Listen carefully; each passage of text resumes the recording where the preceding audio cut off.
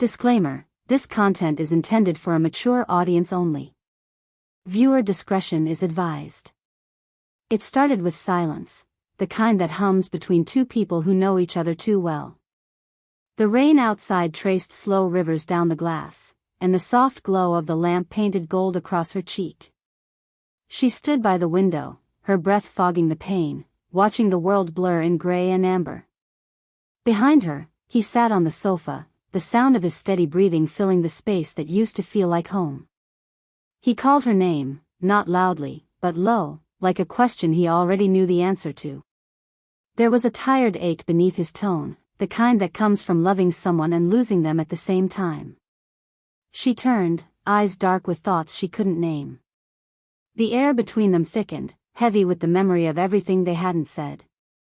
Her steps toward him were hesitant but magnetic. It wasn't anger, not quite longing, something quieter, deeper.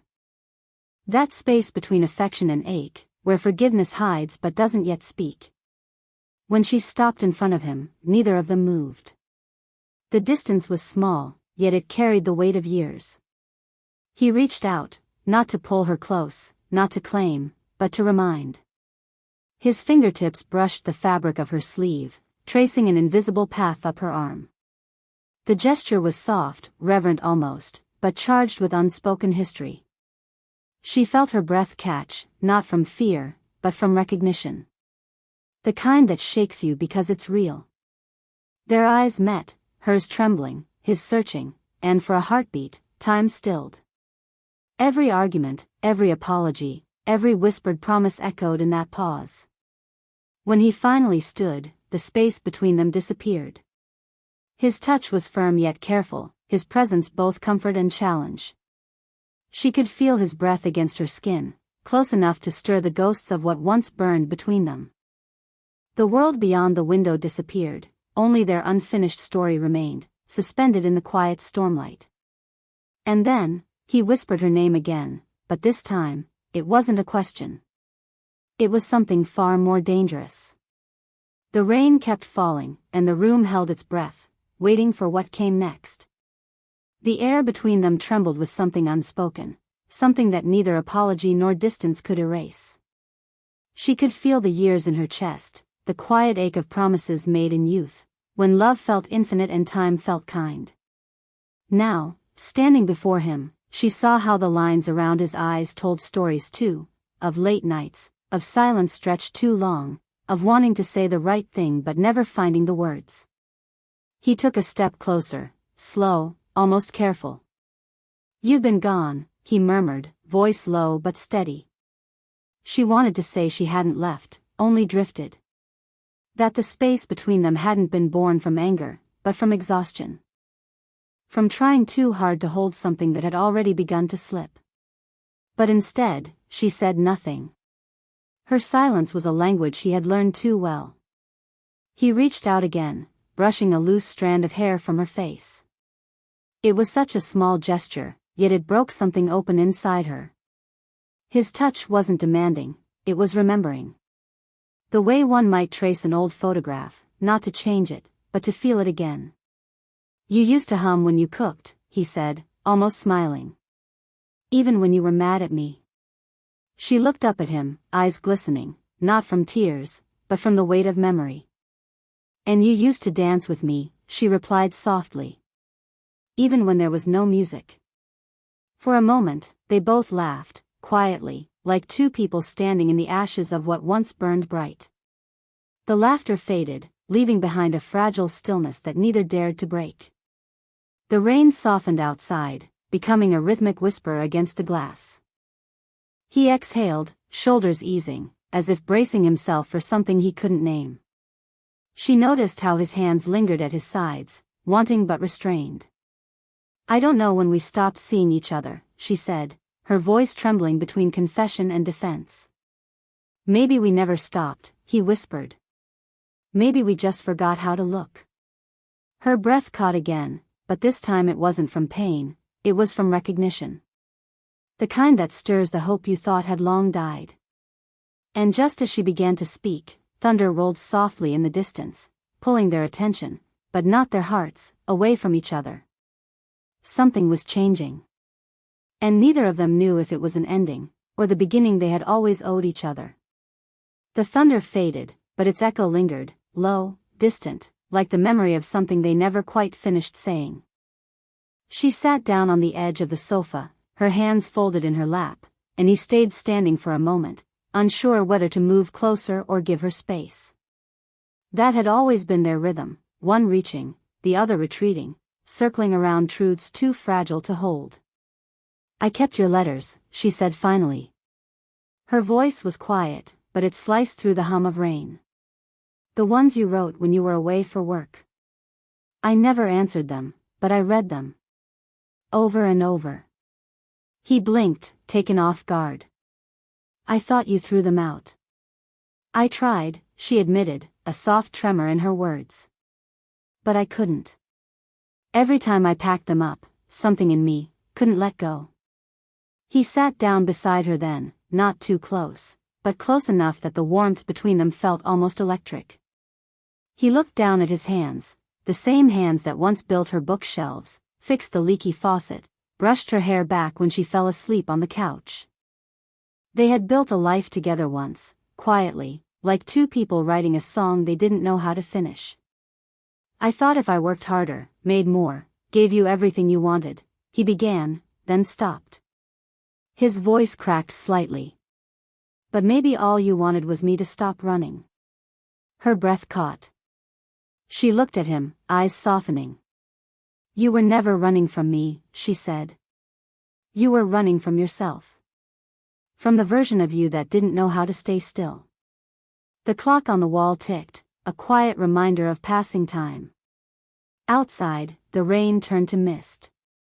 Inside, the air felt heavier, full of words they'd both left unsaid for too long.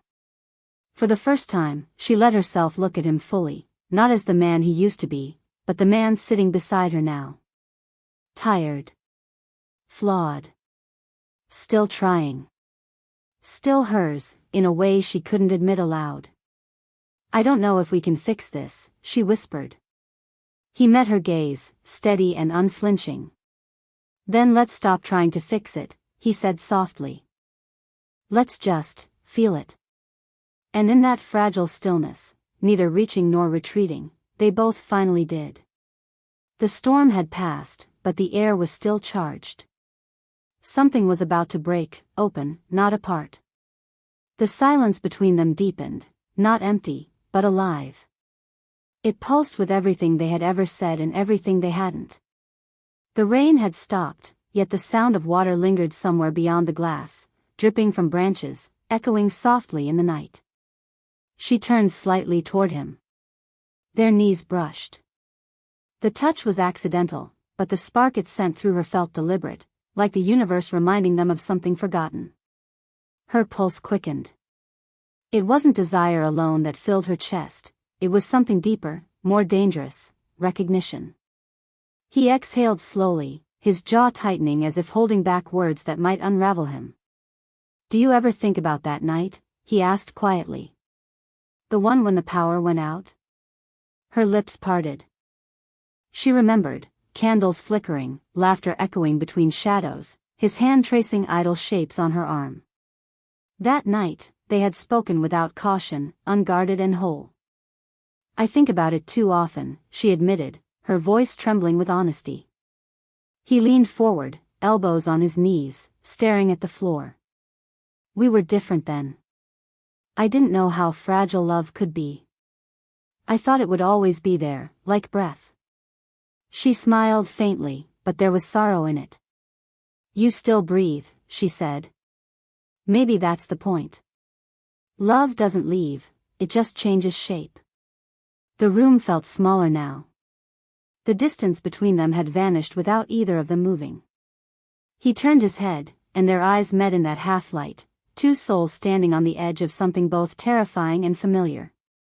Her hand trembled as it found its way to his, not to pull him closer, but to feel if he was still real. His skin was warm, steady, grounding. For a moment, they simply breathed together, soft, uneven, human. He looked at her hand in his, then up at her face. "If we keep holding on, he whispered, something's going to break. Maybe that's what we need, she replied. A pause. Heavy. Electric. His thumb brushed her wrist, slow, hesitant, reverent. The world outside ceased to exist. The clock's ticking faded. The air, charged and fragile, felt ready to shatter under the weight of what neither dared to say. And just before one of them spoke, the power flickered, lights dimming, the room sinking into a golden dusk of memory and desire. It wasn't darkness that frightened them now. It was what they might finally see when the light returned. The light flickered once, twice, and then steadied. The lamp's glow painted them both in soft gold, shadows dancing across the walls like ghosts of their shared past. Neither spoke, but the stillness was different now, thicker, heavier, charged with the echo of almosts. Then her phone buzzed on the table. A small sound, yet it shattered the fragile moment like glass. She glanced at the screen, and the name that lit up froze her in place. He saw the shift in her expression, the way her shoulders tensed ever so slightly. Are you going to answer? He asked quietly. Her throat tightened. It's no one, she murmured, turning the phone face down. But her voice betrayed her, it wavered. His eyes darkened, not in anger, but in the quiet ache of understanding. It's him, isn't it? She didn't answer. Silence said enough. The truth hung between them, uninvited but undeniable. He leaned back, running a hand through his hair, the weight of years pressing against his chest. So that's why you came tonight? No, she said quickly. I came because I didn't know how not to. Her words were raw, stripped of defense. I tried to move on, to stop feeling this way, but every time I do, it's your voice I hear. Even when I'm with someone else. That confession landed like thunder, quiet but devastating. He turned to face her, his expression unraveling into something both pained and tender. You think that makes it easier, he said softly. You think knowing that I still wake up reaching for you helps me breathe? Her eyes filled, but she didn't look away. Then why didn't you come for me? His reply was almost a whisper. Because I thought you were better without me. The air quivered. That simple truth cut deeper than any accusation. She felt something inside her falter, a wall she had built, trembling under the weight of longing and regret. For a long moment, neither moved. Then, without deciding to, she reached for him again. This time, he didn't hesitate. Their hands met, steady and sure, two broken things remembering how to fit. The clock ticked louder, marking a heartbeat neither could ignore. Outside, the wind rose again, soft, relentless, carrying with it the sound of something inevitable. They had found each other again, but this time, it was at the edge of a truth neither knew how to survive. The room had grown still again, so still that even the sound of their breaths felt amplified, caught in the air between forgiveness and surrender. The lamp's glow had dimmed into something tender, less gold now and more amber, as if time itself were softening to watch them. She didn't let go of his hand this time. Her fingers trembled, but she held on anyway. For the first time in years, she wasn't trying to explain or defend or hide. I thought love was supposed to feel easy, she said quietly. But maybe the truth is, it's only real when it's hard. He smiled faintly, not in amusement but in recognition. Maybe we kept trying to fix something that wasn't broken, he said. Maybe it just changed shape. The rain had stopped completely now. Only silence remained, the kind that comes after a storm, when everything feels cleaner, even if it's still fragile. She leaned back slightly, looking at him as if seeing him for the first time. The sharpness of years had softened, there was wear in his eyes, but also warmth, a steadiness she'd once fallen in love with. I can't go back, she whispered. Not to what we were. He nodded, eyes glistening. I know, he said. And I don't want you to. I just wanted you to remember that we mattered. Even if it was only for a while. A long pause settled between them, painful, beautiful, necessary. Then she exhaled, as though setting something free. "We did more than matter," she said softly. "We made each other real." He reached out, his thumb brushing the back of her hand, an old habit, a goodbye disguised as a promise. "So," he asked gently, "what happens now?" Her smile was small, trembling, but filled with peace. "Now," she said, "we live. Just, separately." The words landed with both ache and relief. He closed his eyes for a moment, as if to steady himself. When he opened them again, she was already standing, slipping on her coat. At the door, she turned once more, her voice barely a whisper. "Thank you for not letting me forget." And then she was gone. He sat there in the quiet glow of the fading light, listening to the echo of her footsteps fade down the hall. He didn't chase her this time. He didn't have to. Because some loves aren't meant to last forever, they're meant to teach you how to begin again. The rain returned before morning, soft and forgiving. It tapped gently against the windows as the city outside began to wake.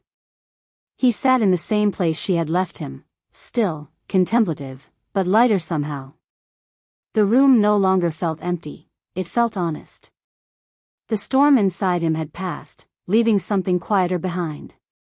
On the table, her mug still rested beside his, half-finished tea, gone cold.